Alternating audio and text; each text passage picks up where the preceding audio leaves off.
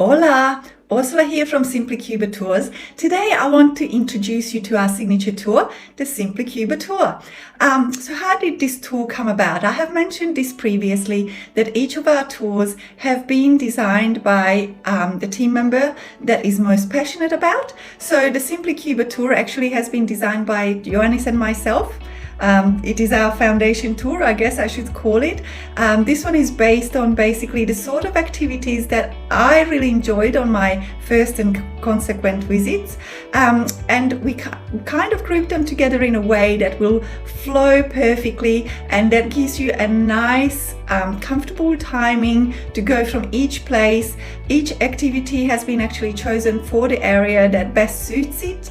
I mean, obviously some of the things you cannot do anywhere else physically, and it is in a way that you get an immersion, you get to enjoy your time there, you don't have to rush from one end to the other, and you still get to see about half of Cuba, which is about as far as we go to at the moment, because unfortunately, unless you have about a month to travel with us, which we'd love to have you for, we can't go to all the places and get you back in time for your flights in this time period. I know Cuba is only about 927 kilometers long all the way, but some of the roads and obviously also if you want to see things and experience things won't allow you to see the whole thing within 13 days. So we always want to make sure that you get an experience where you can relax, recharge, get to enjoy what you are seeing, get to learn about the place, immerse yourself in a place, and then move on. So as always, our Simply Cuba tour starts and ends in Havana, and the reason for that being is because we've got travelers coming from all around the world, so we figured Havana is the main point that everyone can get to, everyone has access to, and we can all make our way there. So on the first day we don't plan any sort of activities because we obviously have to wait for everybody to arrive and be ready for tour departure on the next day. As we mentioned previously, our group sizes are minimum 2 people, maximum 8 people, unless of course you want to run your own private group, in which case for this particular tour we can talk about bringing more people. If that is the case, that's what you'd like to do, just reach out and let us know. Normally we would start the first day by meeting with the tour guide at 6 o'clock. The reason it's 6 o'clock is because it allows, as I mentioned, time for everybody to get there, and then it still gives us enough time to catch up, give you a rundown on what's going to happen on the tour, and then if you choose to, you can have dinner together with the guide and your group and start getting to know each other. If there is only 2 people on the tour and you happen to be a couple, then of course we can meet up with you earlier. If your plane gets in earlier, it's not a problem at all. If you'd like us to do that, just let us know and we can most definitely accommodate that for you. So after Havana on your first day, we actually start moving to the south. About center of the island. We will make our way to Trinidad, which is one of my favorite places. Here you get to see the beautiful cobblestone streets, excellent, well-preserved buildings and horsing carts, and actually one of my favorite moments, although I only got to experience it with Ioannis' camera, as he was walking, the gentleman on the horsing cart, which can also be your taxi, and a musician with his guitar were just passing ways, and they had a little chat and just burst into songs. I mean, where else can you get that if not in Trinidad? I mean, it certainly just reminds me of a Disney movie. On the way to Trinidad, we're actually going to stop in Santa Clara. This place has played great importance in history for the revolution. So you get to learn about the revolution, hear about the history, what happened over here. I'm not going to give it away for you right now. You'll have to ask your guide. And it is also at the resting place of Che Guevara, which has a great history to go with it as well. So we go to the mausoleum. You can learn about Che's life and how he contributed to shaping Cuba, and as I mentioned, the significance of Santa Clara in the revolution. Once we get to Trinidad, we basically settle into our cars, we get them back together as a group, and we'll head out for a little walk around Trinidad, so you get to have the feel of the place. You can see where the restaurants are and start enjoying the atmosphere, which is absolutely fabulous here in Trinidad. The next morning we actually start with free time, so you can do a bit more wandering around. Now, you know, if we have a small group size, the guide actually might invite you to catch up together. He might walk with you to the different museums that you want to check out. I would strongly recommend, if you wanted to, there is the iconic lookout here, the bell tower. If you want to make your way up there, the view is absolutely beautiful and purely stunning. In the afternoon we've got a salsa lesson for you, because you never know where you might want to pull those moves out that you're learning. And then at the night time you can go down to the local areas and maybe even have a little dance. But definitely visit the places, the little bars, and there is quite often live music playing, and the people just get up and dance, so don't be shy. The next day we're actually going to make our way out to Playa Ancon. So one of the things that I love about Trinidad is that it actually perfectly nestled between the mountains behind you and Topaz de Corrientes that we will visit later on, and a beautiful beach in front of you, Playa Ancon, where we can have a nice lazy day by the beach with cocktail in hand, so you get to experience that as well. After that we come back for the afternoon. You can have a little break, a little siesta, and before we head out for some what I like to call educational drinks, so you can learn about the history of Cuban rum and tasting some of the fabulous Cuban rums around. And I always love to ask people, tell us, what is your favorite? Do you like them as a cocktail? Do you like them neat? What is your preference? And of course, it will also help you pick something to bring back home. After Trinidad, we actually start heading back over to the west. So first we'll go to Cienfuegos, and on the way to Cienfuegos, we are going to stop at a beautiful waterfall called El Nicho.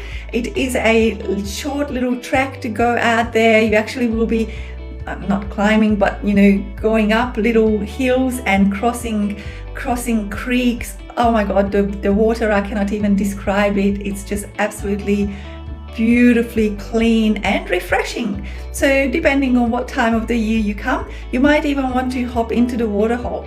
There is no problems with doing it, unless of course maybe if you come in February, I wouldn't recommend it. It is a little bit chilly at that time of the day, at least for myself. So from after having a little swim at El Nicho, if you choose to, we head into Cienfuegos, which is a French colonist town. It's got an absolutely fabulous bay, so we will do again a walk around town, so you learn about town's history, the main milestones. We then head out to the Malecon of Cienfuegos, and we'll have a look at some of the beautiful mansions that we were built here. And then we also stop at I'm looking at it right now, this beautiful building, Palacio del Valle, and I absolutely love hearing the history of this building, how it came about, whose it was, what the towers mean. So just ask our guide to tell you more about it. At the same time, you can also enjoy a beautiful view from here. One of the things that we love doing in Cienfuegos, but it is an activity that we do have on there, but we will ask whether you're up for it, because this can be a big day, is to stop at our local artist's studio. Yamisel here does absolutely fabulous work. I love his paintings. They're all original. They're all beautiful, vibrant, the vibrant colors you get from Cuba. Although he's not painting, the buildings where you can see the cars and the buildings from Havana. He actually has a unique style himself, so you can hear about his work, learn about how he became an artist, and apart from creating beautiful paintings, how he actually contributes in keeping Cienfuegos buildings beautiful, because he contributes to the preservation over there, and it is quite a fascinating story. And of course, because you are visiting his studio and he does make a living from selling his art, it is up to you. You're in no way forced to purchase anything, but if you love anything, please feel free to purchase some amazing artwork from him as well. For day 6, we actually head over to Playa Larga. It is a little a small fishing village in an area called the Bay of Pigs. The Bay of Pigs again has a historical importance to the Cuban people. It is the area where the US-backed exiles in 1961 attacked and failed. So it is quite fascinating to hear the history of both Playa Larga and Playa Giron, where we stop. Ask them all about it. There is actually a little surprise for our Australians over here as well. If you know already what it is, let me know now. But otherwise, I can't wait to see and hear from you as you discover what it is. We also stop here at the museum in Playa Giron, and we have option to go for a little snorkel as well. So then for day 7, as I mentioned, we're moving back towards the west again. Before I forget, before we move on to Soroa, in Playa Larga, you're actually going to be staying in the place of our birding guide. Normally we stay there whether or not it is a birding tour, and the reason we do that is that he's got this beautiful place set up in his backyard. It's all open, no birds are harmed or anything like that, but it will give you a chance to actually see the birds coming into his backyard. In particular, the bee hummingbird, which is the smallest bird in the world. They come in and they just zip around in his backyard. The Cuban emerald, which is another hummingbird as well, comes about as well. And it is a very beautiful sight to see, and you can just sit there, just relax and just enjoy the weather, enjoy the scenery, and just enjoy the birds zipping in and out of his backyard.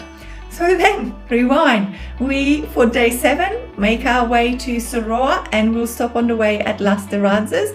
Las Terrazas is actually an eco-community that was set up back in the 1970s as a community that is fully self-sustained. So they grow everything there, the animals, the vegetables, the coffee, everything that they use in the community is grown there. And as I mentioned, they are self-sustained. Beautiful scenery over here as well, and it's got some historical sites, the coffee plantation with some amazing stories to tell as well, amazing and sad, I should rather say. And then from there we make it to Soroa, which is an absolutely beautiful little mountain village. If you're lucky, on some days you end up walking above the clouds. So one of the walks that you can do here is to what's called the Castle in the Clouds. And the castle has a fascinating history. It was actually built by a farmer, and it was on doctor's orders. So ask our tour guide about that.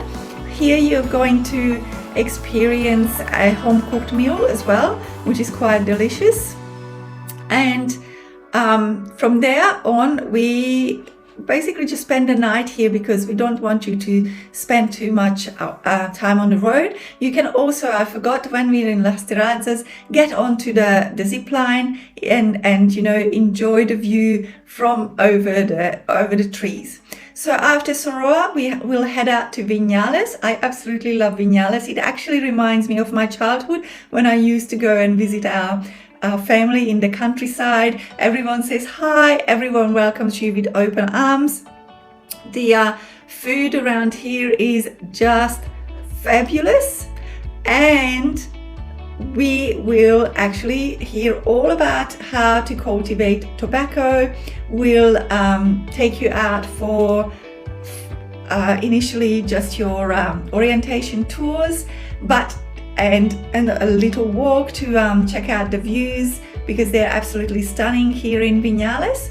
And then you have some time to relax and discover the place a little bit more. And then the next morning in Viñales, we'll head out to our farmers and see how they live, learn all about the tobacco. You can learn how they roll it for themselves. Obviously, you can purchase some of the tobacco straight from the cigars straight from the farmers, some coffee straight from the farmers.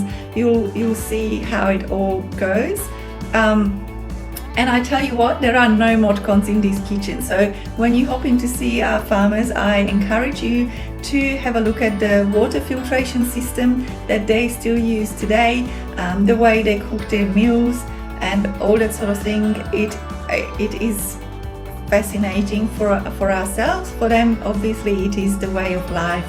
And just if you get to see Clara or anyone else, I love Clara. She's truly a magnificent lady, and I just love how she tells the stories about life out in the countryside. Just listen to her, and I hope you love her stories as much as we do. And one of the things that I enjoy in this area is that there is no television, so the people still come together at the end of the day. They will share how their day went, they will sit down and they will be rolling the cigars and telling stories, having a yarn. So the family unit in Cuba is still quite strong, and it is something that still pulls everyone together. The second night here as well, we'll take you out to dinner to an organic farm. Again, it's got a beautiful story how it came about and how the guys learned as they developed the farm. But I tell you what, if you're into growing your own vegetables, companion planting champions. Definitely must learn from them, because there is no pesticides, there is nothing, there is no way of keeping anything away from their vegetables, apart from knowing what keeps what away, even down to what colors to use on certain plants, certain oils that they might put onto those colors. And you'll see these flowers going at the end of the garden beds. It's all because it goes together as a perfect ecosystem. So if growing your vegetables is something to do that you like to do, definitely ask away and ask the questions. The following day, whilst we're in Vinales, we actually will head out to Cayohutillas. It is a beautiful beach. And I tell you what, the drive is as much of an adventure to get out there as what you will do out there. White sandy beach, enjoy it. You will go on a little boat ride here around the archipelago to see some sea stars. Like literally as you're walking on the beach, you will see these beautiful sea stars.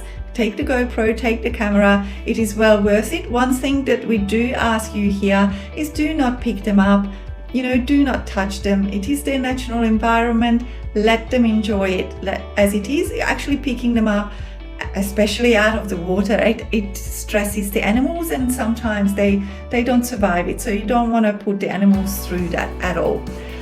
So from there you actually come back and spend the night again in Vinales before we head back to Havana.